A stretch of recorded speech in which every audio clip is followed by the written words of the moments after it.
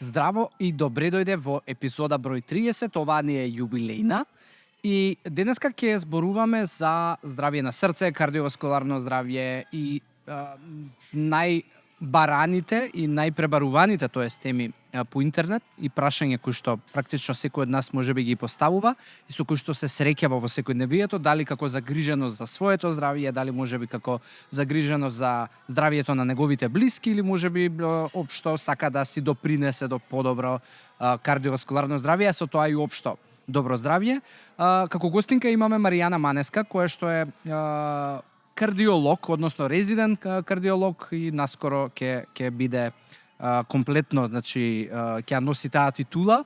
Млада девојка, млада докторка која што со љубов и со пасија настапува кон незината струка и која што ќе ви одговори на многу прашања. Местата на кои што може да ја следите оваа епизода е стандардно Google Podcast, Apple Podcast, Spotify, YouTube, сите социјални мрежи и слободно давајте коментари, бидете проактивни, поврзете се со доктор Манеска и слободно поставувајте и нејзе повеќе и подетални прашања затоа што тоа не е мојата специјалност. Така да уживајте во овие некаде од прилика час, можеби час и некоја минута и бидете проактивни и дадете ни фидбек.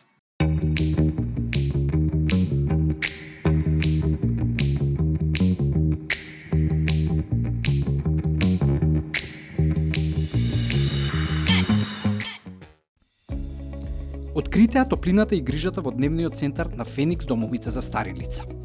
Придружете се на целосно бесплатен еднонеделен пробен период, каде што вашите најблиски ќе можат да уживаат во активности, грижа и енергична заедница секој работен ден.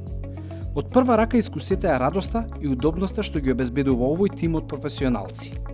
Кликнете на линкот за да се регистрирате или јавете се уште денес за да ја почувствувате разликата што ја прават.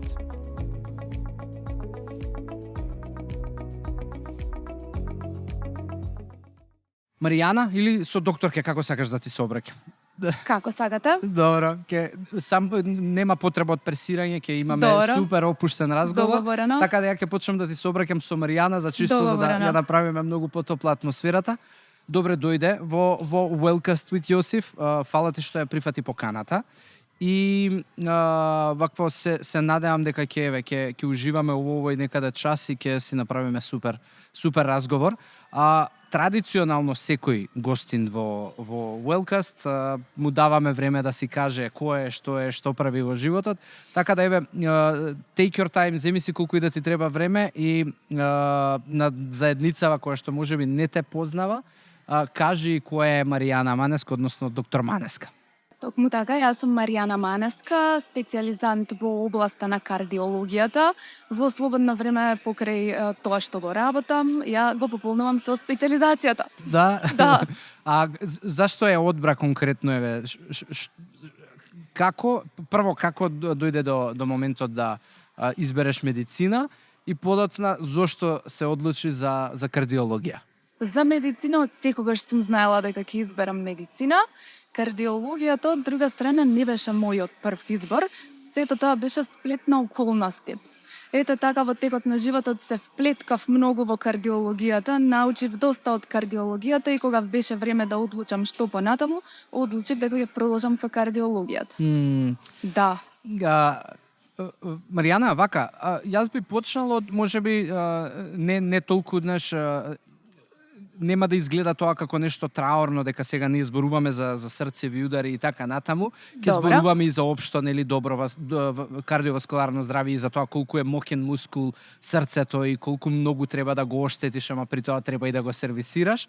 Али неформалниот разговор кој што си го направивме пред да ја почнеме епизодава, го спомнавме ковидот, односно пандемијата, која што од една страна беше голем тригер за нарушување на кардиоваскуларното здравје. Да. Од друга страна беше голем тригер исто така и за стрес и менталното здравје кај многу луѓе се наруши. Тука се ставам и јас во тој кош затоа што цела таа непредвидливост и турбулентно време донесе прилично анксиозност и стрес во нашиве животи. И она што е факт е дека срцеви удари се позастапени после ковид и што е загрижувачки да кажам се појавуваат можеби кај помлада популација. Сега, знаеш, не го зборуваме ова за да ги фати паника луѓето и помладава популација, чекај да не ми се дешава нешто, али чисто можеш ли еве да објасниш зошто баш после ковидот почна да се случуваат тие работи? И дали е ковидот е виновен или е виновно нарушеното ментално здравје за тоа? И како човек може да препознае дека се движи можеби кон таква ситуација, диагноза, односно кон срцев удар, и дали има разлика некоја мажи, жени, како го манифестираат и како го доживуваат? Така. Точно така, после ковидот и за време на ковидот можам да кажам, забележавме дека имавме зачестена појава на срцев удар кај помлади луѓе. И еве и во последно време се случувало да имаме 30 годишни пациенти со срцев удар. Тоа е така затоа што тука се испреплетени она влијание на ковид вирусот врз менталното здравје, но и самиот вирус имаше потенцијал да го зголемува ризикот од такви настани кај секој човек, па и кај помлади. Инаку, генерална разлика нема помеѓу мажите и жените. Секој може да доживее срцев удар во текот на животот, но почесто се изложени на тој ризик мажите. Од проста причина што ние жените сме физиолошки сте поразлично создадени. Така, и сме со естрогени хормони кои што практично не штитат од тој ризик. Меѓутоа, после менопаузата на жената, тој ризик се зголемува кај жените. Тогаш процентот на жени кои што би пројавиле срцев удар е поголем во споредба со мажите. Од друга страна, има некои минимални разлики како би препознале мажите и жените. Кај жените се појавуваат поспецифични симптоми подолг период наназад. Можат да чувствуваат замор при секојдневни активности, може да имаме зголемено потење, може да имаме гадење, нагони за повраќање и слично, што практично ги предупредуваат дека нешто не е во ред. Пак значи женава е предност предупредена, Така е. Добро.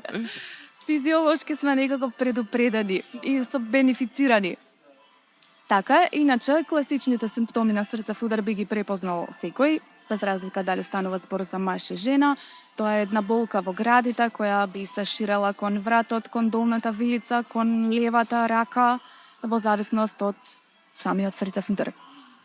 Да, и многу луѓе кои ковид пандемијата и сите, и таа анксиозност која што наметна и панични напади луѓе кои што ги доживувавме, практично паничните напади најчесто луѓе ги доживуваат како готово најверојатно дека се случува срцев удар. Да. И што е многу поразлично по ова што ти ми го кажуваш како симптоматологија, но во секој случај, кога не знаеш што ти се случува, сметаш дека е готово. Многу често паничниот напад го сваќаат како дека нешто не е во ред со нивното срце. И во ред е да се обратат на доктор, затоа што нели на овие предупредувачки симптоми би требало да се посети доктор, но не секој симптом значи срцев удар, може да е нешто сосем друго. Тоа значи еве човек кој што можеби е загрижен дека леле што ми се случува и така на тоа, можеби поминува низ анксиозен период со панични напади, доволно е да се појави да си направи еден стрес тест или ЕКГ. Не,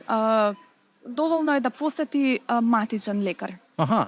Со една рутинска лабораториска анализа, па матичен лекар понатаму да одлучи дали има проблем со младиот човек кога се тоа значи не знам што крвна анализа да се направи само и толку. Почетокот е таму. Да. Добро. Стрес тест е веќе понапредна алатка која се прави според индикација ако има потреба. Ако матичниот смета ќе го прати пациентот на интернист кардиолог, секако ќе се направи ЕКГ снимање, меѓутоа за стрес тест одличува кардиолог. Добра. Не, ја ги правам тие од причина што сум физички активен, па обично рутински ги правам на една година. Во ред, Маријана, овака да следно нешто што би сакал, затоа што ја спомна физичката активност. Добро. И денеска, ако ги тргнеме на страна, овие ковид фактори, анксиозност и така натаму, од друга страна, големо влијание имаат и лајфстайл факторите, односно како секој од нас има животен стил, така како се храни, каква му е телесната композиција, покачени килограми и слично, физички активен, пасивен и така натаму. И јас би те прашал тебе затоа што знаеш, физичката активност некогаш знае да биде и претерана. Така и може би да ја дозираме несоодветно. Како човек може да препознае кога претерува со физичка активност и кога физичката активност може да биде веќе ризик за кардиоваскуларното здравје и за срцето наспроти, нели, тоа што сакаме да ја правиме ради бенефиции. Така е, па еве како што спомна, секој интензивно физички активен човек треба да има надзор најмалце од стручен тренер, што ќе го води низ целиот тој процес, затоа што точно интензивен физички стрес, како и психички стрес, знае да доведе до проблеми со срцето. Интензивен физички стрес и интензивен психички стрес неретко знаат да доведат и до еден синдром на скршено срце, на Такоцубо синдром. Да, ретко опишан во литературата, меѓутоа присутен.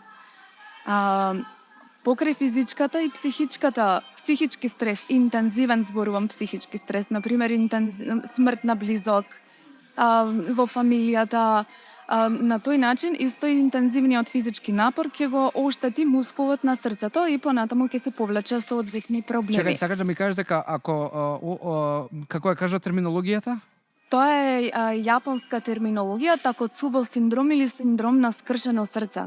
Добро, и тоа може да се јави поради загуба или можеби прекинување, загуба на близок или прекинување на можеби врска и вистински да биде скршено срце. Загуба на милениче може да се јави поради среќен настан. Јас сум прочитала за еден интересен случај кога млад човек добива лотарија. Од адреналинскиот шок што го има во моментот, буквално го има синдромот на скршено срце. И тоа скршено срце, добро, извини, е реверзибилен, се лечи. Да, со тек на време лечи, што викаат. Добро, и тоа скршено срце може да се појави и при преголем физички напор? Точно. И добро, и што значи тоа во како се манифестираш? Тоа се манифестира што му се случува на срцето, како го доживува личноста? Се манифестира како една акутна срцева слабост, со изразен замор, со неможност за обавување на секојдневните активности, со тежното дишење, со буквално како срцева слабост кај постарите луѓе. Се диагностицира може да се манифестира и како градна болка и да стимулира исто така срцев удар во овој случај. Да? Да.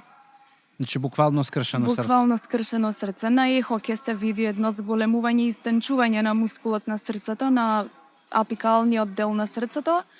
Се лекува со лекарства, со рехабилитација, обично се враќа функцијата на срцето за неколку недели до месеци. Недели и месеци, значи е прашањето, не е дека трае предолго и премногу. Ја спомна срцева слабост, што поточно е срцева слабост?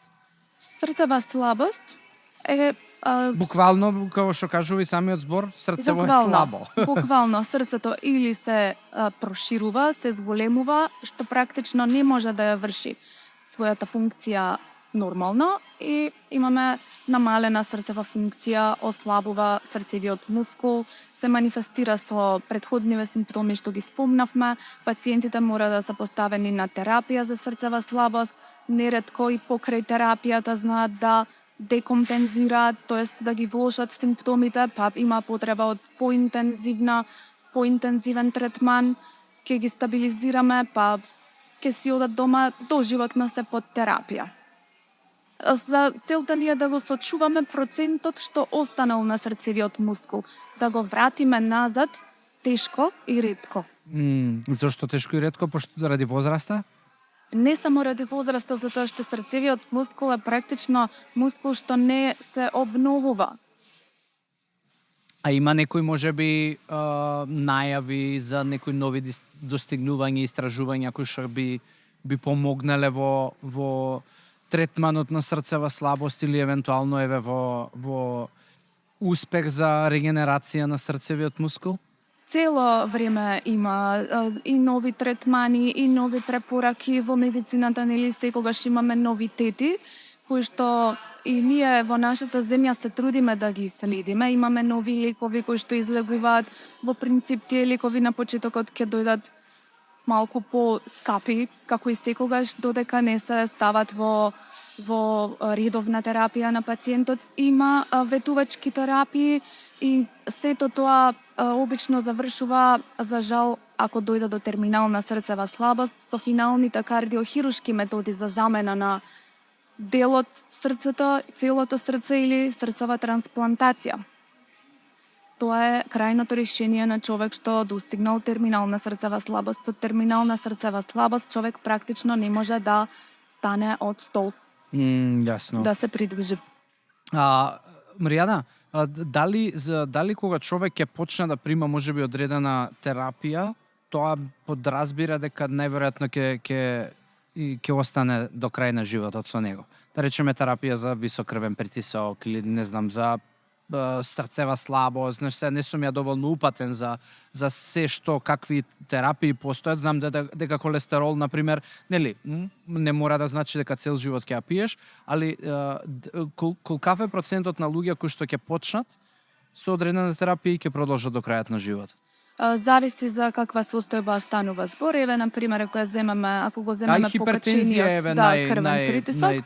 За хипертензија, ако се диагностицира пациентот со хипертензија, обично терапијата е доживотна, иако многу луѓе знаат да ја земаат по потреба, со исклучок, ако има индикација од страна на лекарот да терапијата се намали, се менаџира и се прекине во зависност од притисокот на пациентот.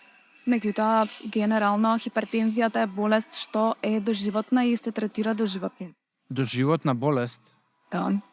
Добро, еве и кај млад човек, на пример, ако се јави, ќе биде доживотна? Кај млад човек, да, ако е хипертензија која се јавила со некаква предиспозиција, знае да се јави кај млад човек, да. Ако имаме некогаш покачен притисок инцидентно кај млад човек кој што има некоја стресна ситуација и некој, случајно покачен, на покачен крвен притисок без поставена диагноза хипертензија, викаме, тогаш не значи дека ќе треба да се стави веднаш на терапија и дека тоа го врзува со доживотно земање на лекови. Дали ако на пример, нели, лајфстайл фактори влијаат на тоа, на пример има голем сериозен вишок на килограми, да. Немање физичка активност, исто така може да се појави хипертензија. Апсолутно. И дали тоа значи ако се доведе во ред таа млада особа и намали килограми и стане физички активен, дали може да ја оттргне терапијата или веќе доцна? Секако тоа се прави со контроли лекарски, со следење на тој пациент од почеток до крај и со договор на лекарот. Може таа терапија да се договори со лекарот. Како ќе се... Значи има шанси да, може.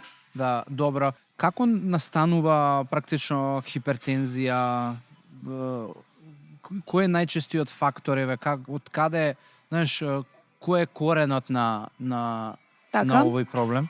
Хипертензијата, основна хипертензија, која што најчесто во најголем процент е застапена, практично нема причина. Има фактори, причината е непозната, има фактори, ризик фактори кои предиспонираат кон неа. Од една страна генетски предиспозиции, од друга страна самиот лајфстайл, нели што го спомнавме.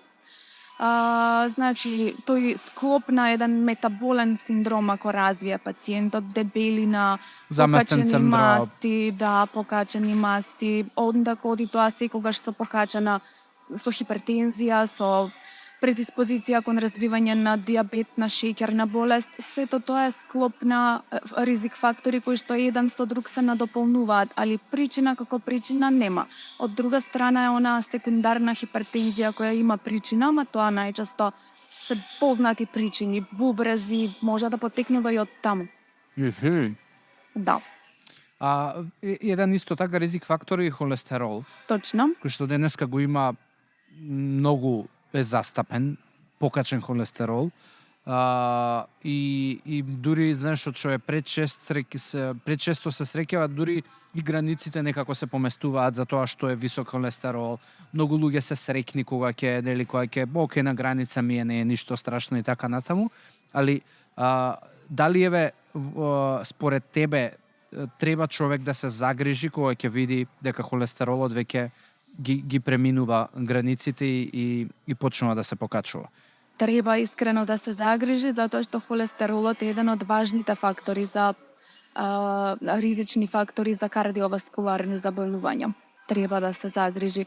Прво и основно, ако тоа е рутинска анализа кај матичен лекар, матичниот лекар треба да го следи пациентот, да прво и основно се прави еден хигиено-диететски режим, да исхрана да точно, подобри. да подобри на тој начин, па да се следат контролни на 3 месеци анализи, а ако има потреба да се стави под терапија човекот, па во зависност од следните наоди и неговиот променет лајфстайл да се види што понатаму. Јасно. Пушењето знам дека е доста исто ризик фактор голем, дури и за холестерол и за и за внесување на толку многу отрови преку класичното пушење и на знаеш, се зголемуваат ризиците за инцидент кардиоваскуларен. Што знаеш, и мене не ми е јасно како може да сме толку пушачка нација на ова поднебје, толку многу да пушиме.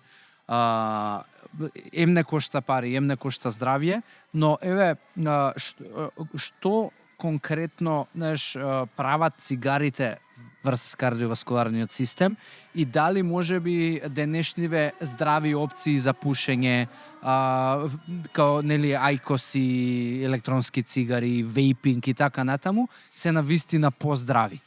И дали срцево е благодарно што газдава сега, добро е премине на вејпинг, одлично. Пушењето е познат ризик фактор. Всушност, никотинот и сите други состојки на цигарите прават една крутост на крвните садови, а тука имаме и крвни садови на срцето, што го обвиткуваат срцето и токму тие се причина за срцев удар. Значи, ги прави тврди крвните садови, нееластични, зголемува ризикот да се појават и другиве ризик фактори, да се потенцира ефектот на сите други ризик фактори и да доведе до едно... Уствари само во срце, така капиларите кои што го хранат самото срце со крв, практично тие почнуваат затоа што се мали садови, тие почнуваат да се стврднуваат, да се запушуваат и да настане инцидент. Да, исто така модерните начини на пушење, лично мене, ако ме прашувате, јас не би рекла дека имаат некаков бенефит во однос на класичните цигари. Може би као знаеш како изговорот е, ама нема катран у овие, ама добра, има еден куп други работи кои што така подобро е човек вајде да не се лаже дека нешто точно, добро си прави. Точно, јас не сум пушач, не сум никогаш била, али исто така се обидувам да разберам пушачи кога ќе каже некој дека не може нагло да прекине, верувам, меѓутоа треба секој да се обиде постепено да намали и да прекине. Исто интересен факт за цигарите конкретно е дека ако еден човек прекине со пушење, во текот на следната година ризикот од овие кардиоваскуларни инциденти ќе му се намали за 50%. Сериозно? Значи имаме еден позитивен ефект ако се обиде да ги остави да ги прекине цигарите. 50% е сериозна бројка. Дури ја сега точно не се сеќавам, гостин ми беше, ти спомнав Александар Колев, кардиохирург пред не знам колку време има веќе, доста време има.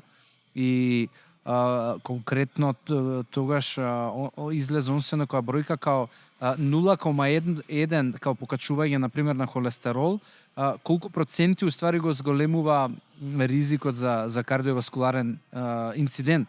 И као колку е тоа, знаеш, колку се тие сериозни работи, дека не е само ти се покачува 0,1 или еве кој што викаш ти не пушиш само една година, као сериозни импликации може да има и кон подобрување и кон влошување на здравје и цигарите, барам јас колку што имам читано доста, се и те како голем причинител за и појава на холестерол и нели запушувања на кардиоваскуларни садови.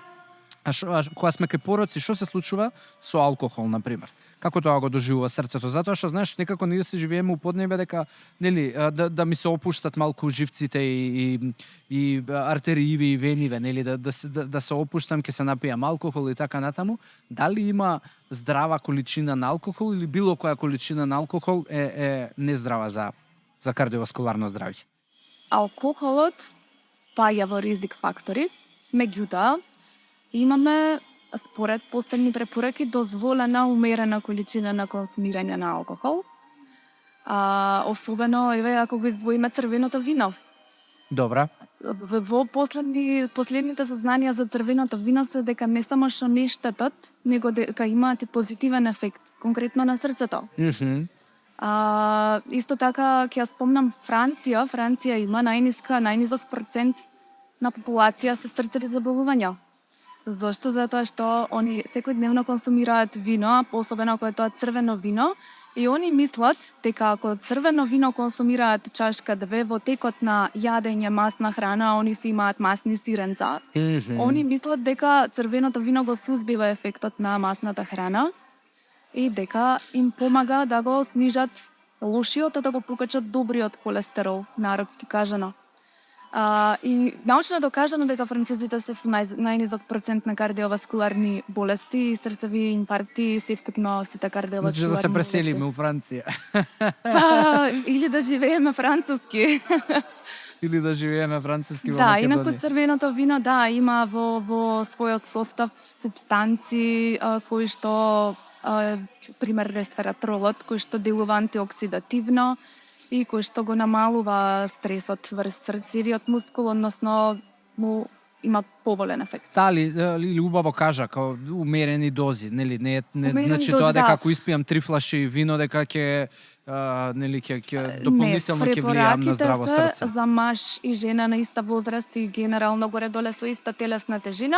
За жена 1 чаша дневен внес и за маж 2 чаши дневен внес на виното го фативме, иначе препораките велат било која алкохол, ама.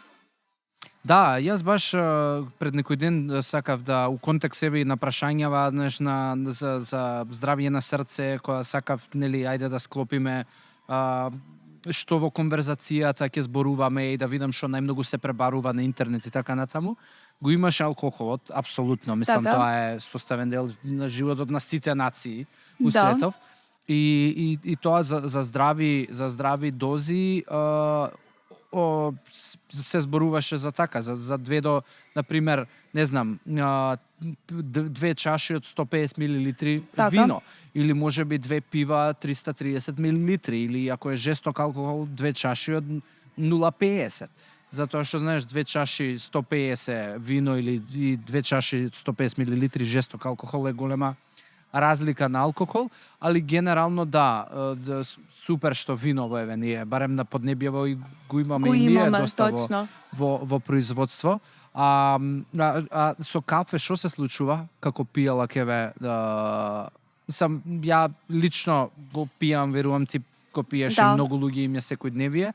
И докаде е здравата граница за консумација на кафе за да не го превозбудиш системот, или што се случува со луѓе кои што воопшто не им влијае кафе и ако испијат 7 кафиња, дали тоа што они не осеќаат симптоми не значи дека срцето не ги осеќа, можеби? Да, и ако они не осеќаат ефект на кафе, не значи дека треба во секој случај да пијат 7 кафиња дневно. Кафето го консумираме сите, особено и јас, така ми налага и работата, јас да работам навечер и да пијам кафе. Да. Сега кофеинот си има своји штетни ефекти, меѓутоа во сосем умерени количини апсолутно ни помага на сите да не разбуди, нели да не активира. Има луѓе кои што го осеќаат и првото кафе, па може да направат тахикардија, забрзивање на срцевиот ритм. Ако им смета, не е препорачливо да користат кофеин, можат да најдат некоја друга замена за активност во текот на денот. Значи, да сумираме, препорачуваме кафе, меѓутоа во умерени количини. Што е да умерена? Еве, кој е твојот ритуал за кафе? Или ти не си пример? Со дежурствата. Не, пример сум едно до 2 кафиња во текот на денот исто и јас. Толку. Тоа се и препораките генерално. Аха, 1 до 2 кафиња на ден. На ден. Добро, да. супер, значи ги следам препораките. Еве пред подкастов се напив и едно кафе. Таман. Најчесто денот ми почиња со зелен црнчај. Така Добро. ми изгледа и после пием уште 2 кафиња. Дали кофеинот што е во зелен црнчај исто се рачуна? Се рачуна. Се рачуна? Да. Океј. Значи треба да намалам на едно кафе. Да. И еден зелен црнчај. Да. Добро, I'll do that. Од други пијалоци не ми текнува дали да за водата е, мислам, добро, тоа нема да ја зборуваме за тоа што е, мислам, за било кој процес во телото е важна, па и дури, мислам, и за срцето, фала Богу, и крвта, така е вода, но која е препораката еве на еден кардиолог за количините на вода, затоа што, знаеш, ако почнеш на интернет да гледаш, има различни, како според килажа, колку вода треба да пиеш, па како правило, не знам, да биде 2 литра за секого, па не знам, во зависност од сезона, лето, зима. Која е твојата еве препорака и размислување, па и пракса во однос на вода? Така, на интернет ќе прочиташ и така обично сите велат 2 до 3 литри на ден, меѓутоа, а тоа сепак е индивидуално, колку си физички активен, колку трошиш, колку јадеш, колку излегува практично вода од твоето тело да надокнадеш. Сепак е индивидуално, пак ќе ги спомнам пациентите со срцева слабост, од друга страна, они имаат рестрикција за користење на водата, они практично собираат вода во своето тело, а еден од третманите ни е да ја извадиме таа вода со диуретици, да стимулираме да испрелат вода кај нив. Препораките се да не се оптеретуваат со течности. Ако правиме муабет за здрава млада индивидуа, онда 2 до 3 литри на ден се препораките, меѓутоа самиот ти проценуваш колку денес ти треба вода во зависност од физичката активност што си ја обавил, во зависност од работата во текот на денот, па и колку се потиш во текот на денот. Ето тоа е разликата меѓу сезоната. Во лето практично се потиме, губиме повеќе течности од организмот и нормално е да внесеме и повеќе течности. Ја спомна физичка активност пак и пак би се вратил во однос на физички активните луѓе. Добро. А тоа е кај луѓе кои што нели се долг дел од животот физички активни, се појавува нели она спортско срце. Добро. Задебелување над зидовите на срцето. Дали е тоа, мислам, дали е тоа добре дојдено и дали е бенефит за една личност или постојат можеби и ризици доколку имаме спортско срце? Феноменот на спортско срце токму е добре дојдено за типичната физички активна индивидуа, затоа што ако срцето не се зголеми и не ги зацврсти своите зидови, ќе не може да го обслужи тој физички активен човек. Значи, срцето се зголемува и ги задебелува своите зидови, за да може посилно да пумпа кога човекот е активен, физички оптеретен, да му помогне на некој начин. И поради тоа настанува тоа срце. Меѓутоа, се до граници, нели рековме да не се преоптерети срцевиот мускул, па да дојдат до тенчење на зидовите и развивање на последици на ослабување на срцевиот мускул. Што значи, еве, например, при физичка активност, така, срцевата рата се зголемува? Точно. Што значи здрав одговор на срцето, односно на срцевата рата при физичка активност? Како човек може да препознава дека има добар ритам за време на вежбање? Дали исклучиво треба да се појави на спортска медицина да го провери тоа, или има некои начини како може да го забележи при самото вежбање? Не знам, некои трикови или симптоми? Да, срцевата рата физиолошки е да се зголемува при секоја физичка активност. Добра. До одредени граници. Еве, ќе кажам конкретно, кога ние ги тестираме пациентите со стрес тест, нели истото е физичка активност која ќе предизвика зголемување на срцевата рата. Таму имаме еден момент кој го викаме максимална срцева фреквенца.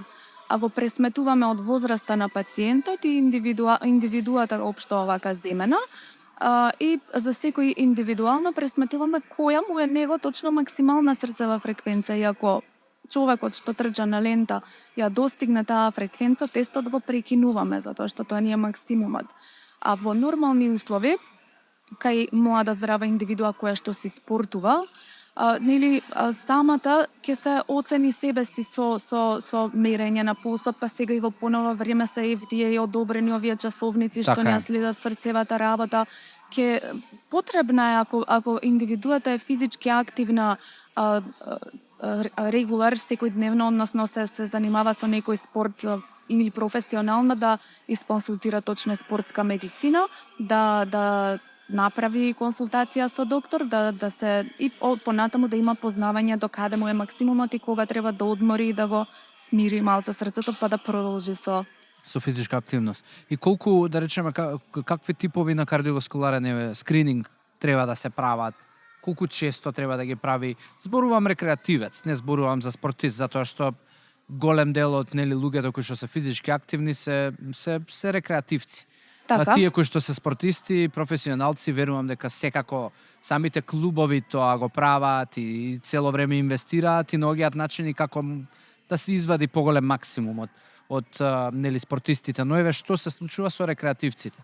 Затоа што некако имам чувство дека многу често каубојски тераме во поглед на тоа, здраво е да сум физички активен и јас сум физички активен, па нит проверувам што се случува со моево тело и срце која е под стрес, под напор и така натаму. Што треба еден човек да направи и колку често тоа треба да го прави? Се согласувам, дури да започнува некој млад човек со нов спорт, важно е да консултира доктор, да се провери општата состојба на човекот, затоа што и да човекот млад под 35 години можеби носи некои генетски ризици за некакво срцево заболување. Значи пред почнување на рекреативно занимавање со некаков спорт, еден класичен општ преглед со дозвола за обавување на тој спорт. Понатаму годишни контроли се сосема во ред. Еве на спортска медицина се прават и овие стрес тестови со оптеретувања за да се види физичката способност на човекот. Годишно е доволно.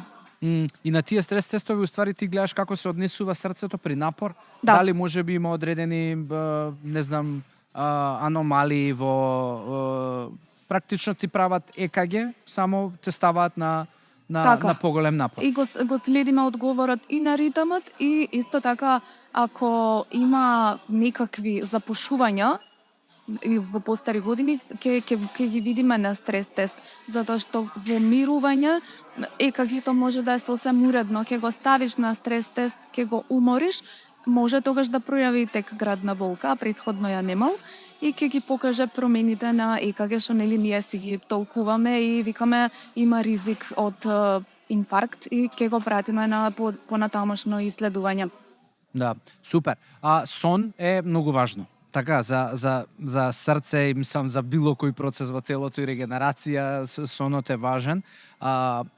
И во последно време многу има подкасти, видеа кои што барем мене ми излегуваат поврзани со спиење, вака треба, така треба. Која е, што е ти као кардиолог и што во тие кругови научните сознанија говорат во однос на ноќното спиење, колку треба да биде, што значи или дали не е поврзано со време, туку е поврзано со нешто друго и дали можеби дневните дремки може да заменат неквалитетно вечерно спиење. Се смеам затоа што тоа ми е болна точка. Тебе? Мене. Јас немам практично сон, како специјализант, работам на едно место, специјализирам на друго место, имам многу дежурства и сон не знам што е. И навикната си да живееш со тоа, ама си жена, имаш естрогени. Точно, до 50 години не се секирам. Да. Важен е сонот и тоа како. Не се толку важни, сатите, ќе кажеме 8 сати ноќен квалитет, токму тоа квалитетен сон е важно. Искрено, попладневните дремки не се замена за ноќниот сон. На таков начин, практично, на некој начин се нарушува биоритмот на организмот и од лично искуство, еве ќе кажам, утре дента после дежурства попладневната дремка не ми надокнадува. Да, ама дали можеби нарушува васкуларно здравје? Пошто еве, можеби јас не сум наспан и да, свесен сум можеби дека нели тој power nap жаргонски кажано попладневна дремка од можеби 20-30 минути нема да ми надокнади за лошото спиење Така? претходната вечер, но дали му годи на моето срце? Да, нема некој негативен ефект, нормално организмот бара спиење, на некој начин да одмориш, ќе легнаш попладне, ќе приспеш, нема штетен ефект, меѓутоа не го надокнадува оној изгубен ноќен сон, квалитетен сон. И во денешни услови, знаеш, еве, тренд е нели да се фокусира човек да се спрема за спиење, да ја регулира светлината, не знам, да не се изложува на многу екран и така натаму, да медитира, да вметнува јога и слично. И знаеш, некако живееме во динамично време, има стрес, но дали тенденцијата да го исфрлам стресот од мојот живот па е можеби правилна, и дали, знаеш, дали создавање на нула стрес околина и здраво, и дали на срцето сепак му треба одреден стрес за да знаеш, за да стекне некаква кондиција и сила.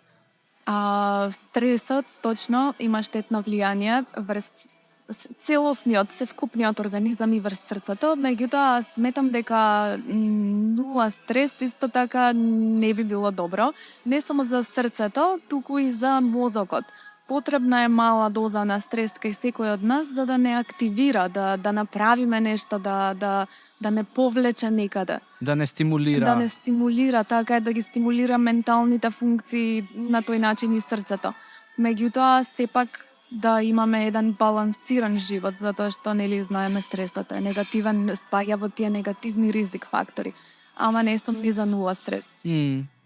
Значи, ако гледаш дека си многу опуштен, оди направи си стрес, искарај се со некој нешто.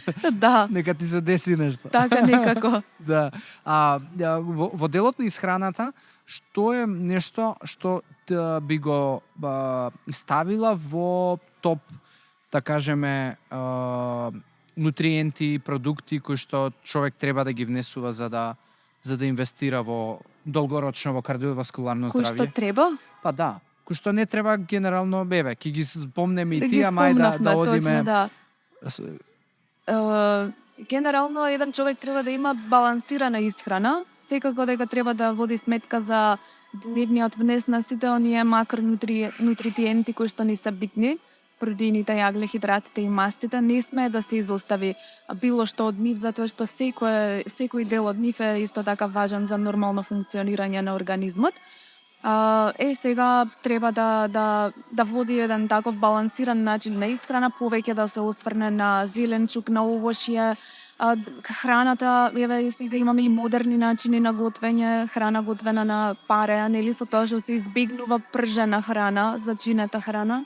Значи, храната да биде незачинета, варена, да се почитуваат препораките за дневен внес на сол, исто така, да доволно течности, јаткасти плодови, се здрави за срцето, тоа е тоа. Има некои суплементи што ти ги користиш можеби? Суплементи? Да. Еве, као кардиолог, дали ти лично користиш суплемент за кој што, нели, си, не знам, сигурно убедена дека би го користела и за твое добро кардиоваскуларно здравје? Па кардиоваскуларни суплементи во моментов не можам да не користам. Не, било какви, еве, не знам, ја на пример користам омега 3 и магнезиум цитрат, ги не знам, пошто и сум физички активен, знам некои 200 милиграма на вечер ќе се напијам магнезиум цитрат, омега 3 ми е составен дел веќе долго време. Фино, омега 3 има докажан позитивен ефект за срцето. А инаку јас тоа сакав да кажам као суплементи, не меѓутоа тие витамини и минерали као цинк, знам понекогаш да земам за мојата тироидна жлезда и слично. Да, ете тоа, да. Омега не користиш? Омега јас искрено не користам редовно, а искрено препорачувам со полна препорака. Јас не користам. Да не јадеш многу морско или и тоа не баш? Не, па знам да вклучам во неделната исхрана нешто од тоа, така да еве на некој начин ја внесувам. ама не врете суплементи. Да, што значи, знаеш, еве, многу луѓе суплементите ги користат како перење на гревови. Знаеш, како ќе јадам глупости, ќе имам покачена килажа, ама користам суплементи, користам омега, витамин С, магнезиум и така натаму, за да нели можам да немам толку грижа на совест дека окей, еве ништо не превземам. Но факт е дека, знаеш, тоа јас сум убеден дека нема голем ефект, затоа што самиот збор суплемент е додаток, нели, треба ти да го додадеш во исхраната. И дали, знаеш, кога зголемената килажа е во прашање, постои ли нешто што може да го наречеме здрава дебелина? Дали има граница после која што веќе, знаеш, не знам, дали со 5 кила или со 10 кила треба да бидам уплашен? Вишок. Вишок. Па постои феноменот на здрава дебелина, го среќаваме и тој всушност представува нели над дозволената килажа според препораките на телесната маса. Меѓутоа да нема се уште негативни ефекти од типот на оние метаболни проблеми кои што дебелината си ги носи. Сега тоа зборуваме за покачена телесна тежина. Значи постои опсек на здраво покачување на телесната тежина се додека немаш проблеми кои што си ги носи со себе дебелината. Зборуваме за метаболни? За метаболниот синдром, за развој на метаболен синдром, што вклучува една огромна абдоминална дебелина, почетен развој на хипертензија, покачени триглицериди, холестерол, развој на инсулинска резистенција што ќе води кон шеќерна болест и слично. До тогаш може да зборуваме за здрава покачена телесна тежина. Меѓутоа, сепак треба да се стремиме да го ставиме во нормални рамки процентот на масти во нашиот организам, односно да се стремиме да го одржуваме оној препорачан индекс, препорачани граници на body mass index, да, индекс на телесна маса. Зошто, знаеш, дијабетот како почнува да станува ризик за кардиоваскуларно здравје? Што конкретно им се случува на, не знам, на срцето, на крвните садови со дијабет? Така, Пошто тоа е, знаеш, еве ако гледаш статистики, практично дијабетот е еден од најголемите ризик фактори и причинител за фатални срцеви исходи. Така е. Дијабетот е познат со својата компликација да направи кардиоваскуларно заболување. Неговите познати компликации се макро или микроваскуларни. Дали ги оштети големите или малите крвни садови. А зошто? Што оштетува? Како изгледа тоа? Знаеш, што внатре во организмот се случува со кардиоваскуларните садови? Буквално ги оштетува самите крвни садови, зидот на крвните садови. Штом зидот на крвните садови е оштетен, фактички он самиот привлекува наталожување на супстанци што практично ќе го запушат луменот на крвниот сад. Значи самата повреда на зидот на крвниот сад го нарушува нормалниот проток на крв, прави еден турбулентен тек, влече материи да се закачат на тоа место да ги запуши крвните садови. И тоа знае да се манифестира исто така со срцев удар, ако се станува збор за крвните садови во мозокот со мозочен удар и така.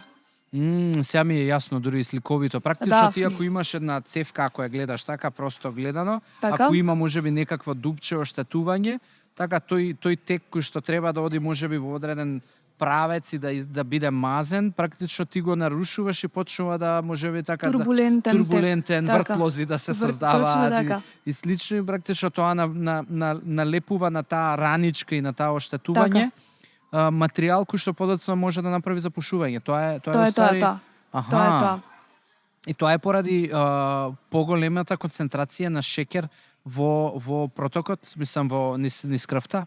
Да, тоа е поради особено кај нерегулиран дијабет. Не може, нели, практично кај луѓето со дијабет инсулинската функција не е намалена. Инсулинот ни е неопходен за да го внесе шеќерот во клетките. Во случајов кога немаме доволна функција на инсулинот, шеќерот останува во крвта во огромни количини. не може да се стави контрола, имаме еден неконтролиран диабет и тогаш се случуваат овие компликации.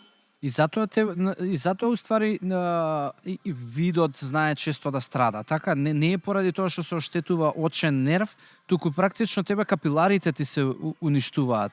Така? Во однос на видот, тоа се невролошки компликации на диабетот, како што знае да направи. Тоа се нервни, знаете ги оштети нервите, нервни оштетувања, како на очниот нерв точно знае да делува, така и на нервите на рацете, на нозете, па луѓето немаат осет, нели се развиваат рани, доаѓа до ампутација на ноза неретко, или поради нарушена циркулација или поради невролошки тегоби.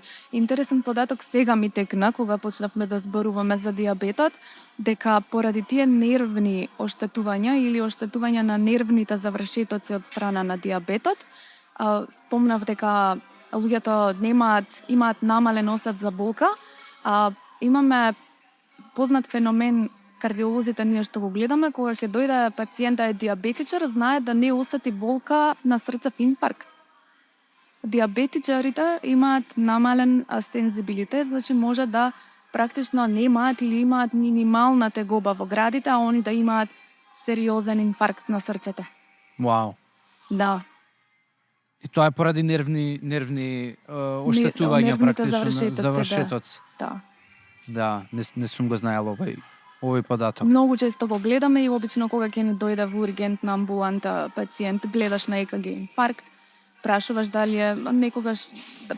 е диабетичар или не, он ќе каже болка имаш, немам, а он ти вика имам диабет.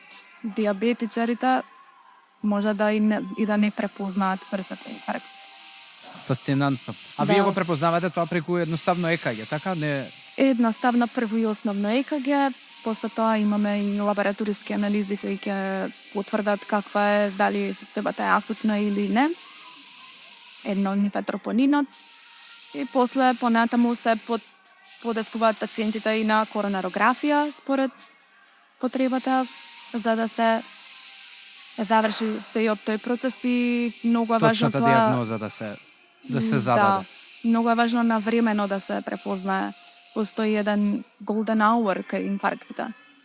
Затоа што колку понавремено го препознаеш или во тој прв час од појава на симптомите до завршување на третманот со стент и што и да треба, толку повеќе ќе ја зачуваш функцијата на срцевиот мускул и инфарктот, често знае да си повлече после со себе срцева слабост или други компликации со самото тоа што дел од мускулот изумрел, предолго бил изложен на се оштетил и тоа не си го препознал, се шири, го зафаќа се повеќе од срцевиот мускул и знае да донесе компликации, така да навремено препознавање и реагирање е многу важно кај инфарктите.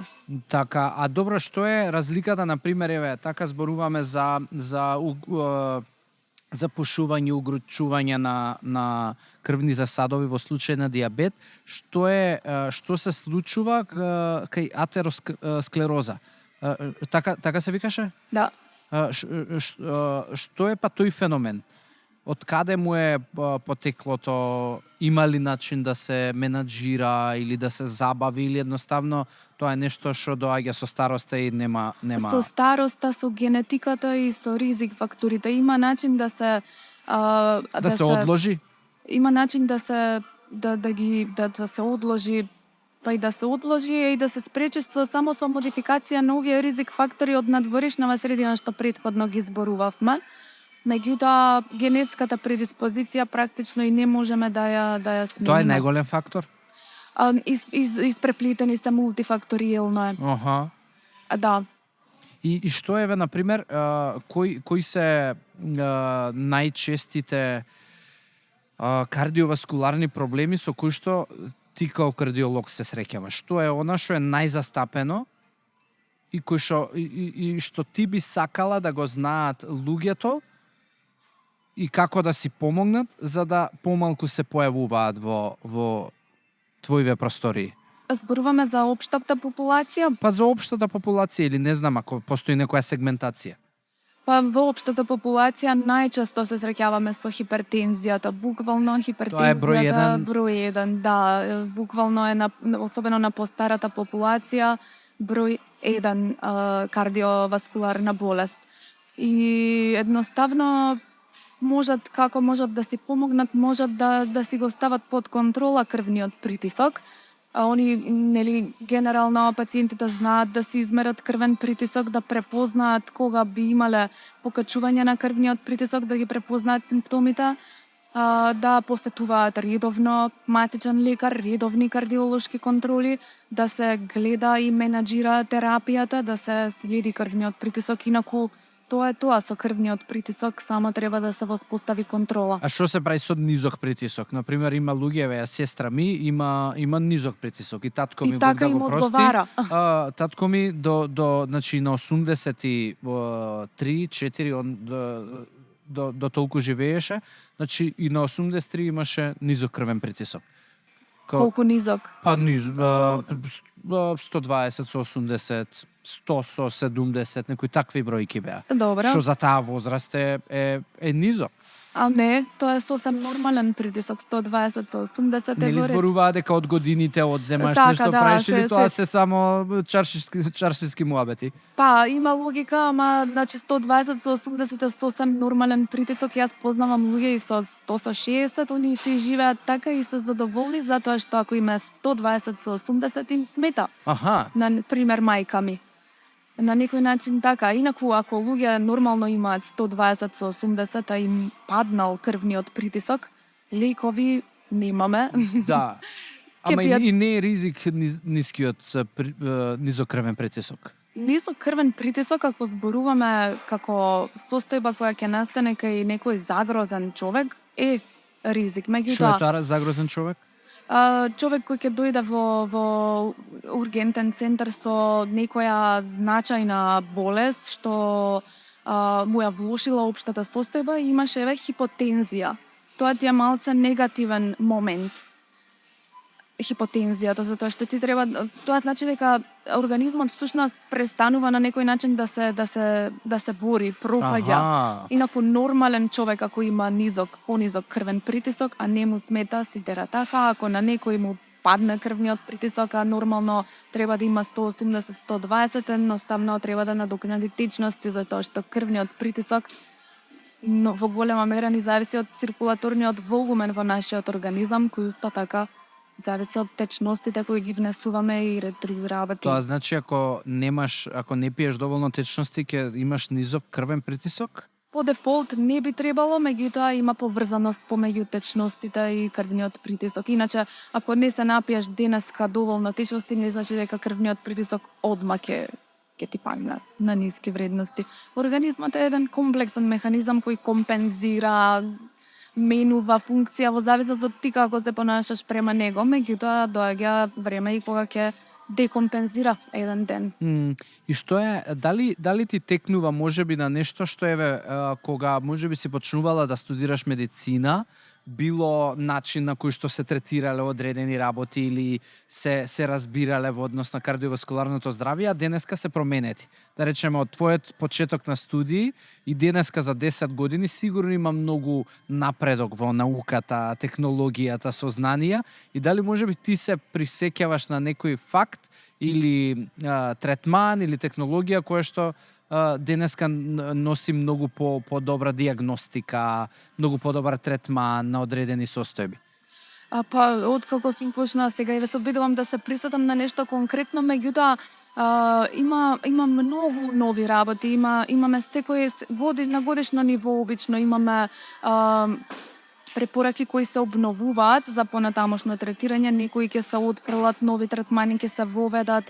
Тоа е во однос на терапиите? Ова е во однос на терапиите и во однос на буквално све на препораките што да им ги принесеш на пациентите. Тој годишен се случува еден огромен кардиолошки конгрес каде што се произнесуваат најновите препораки, guidelines и што ги викаме ние, и ние сите нели доживотно учиме докториве, тоа ние. Да. Мораме да ги обновиме и нашите знаења во однос на тие guidelines и така да функционираме затоа што тоа е протокол на работа. Сепак секој човек е индивидуален човек, сепак не е се по книга, не е секогаш 2 и 2 4, пак треба да го гледаш човекот како една севкупна целина. Инаку во областа на кардиологијата, еве кај нас во Македонија, еден од новитетите што почна добро да се работи магнетот на срце за разграничување на најситни сегменти од срцевиот мускул, за што станува збор. Аха, порано не се правил магнет на срце?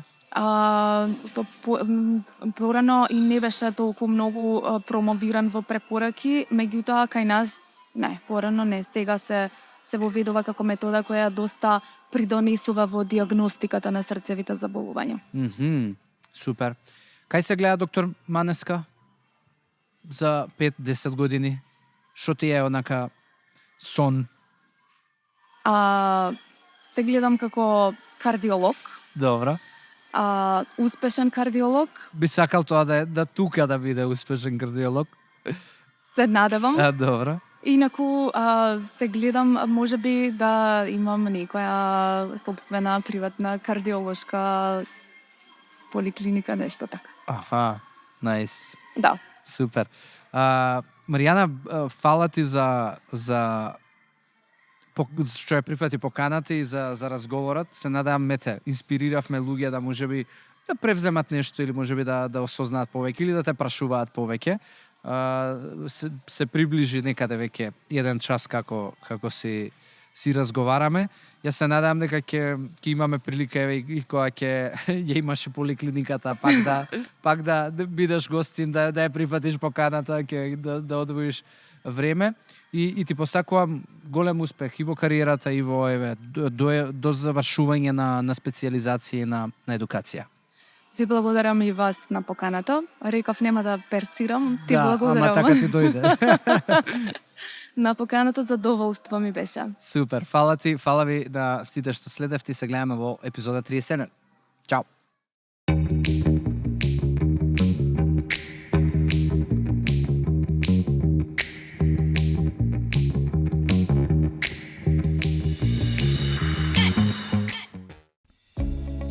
Открите ја топлината и грижата во дневниот центар на Феникс домовите за стари лица. Придружете се на целосно бесплатен еднонеделен пробен период, каде што вашите најблиски ќе можат да уживаат во активности, грижа и енергична заедница секој работен ден. Од прва рака искусете ја радоста и удобноста што ги обезбедува овој тим од професионалци. Кликнете на линкот за да се регистрирате или јавете се уште денес за да ја почувствувате разликата што ја прават.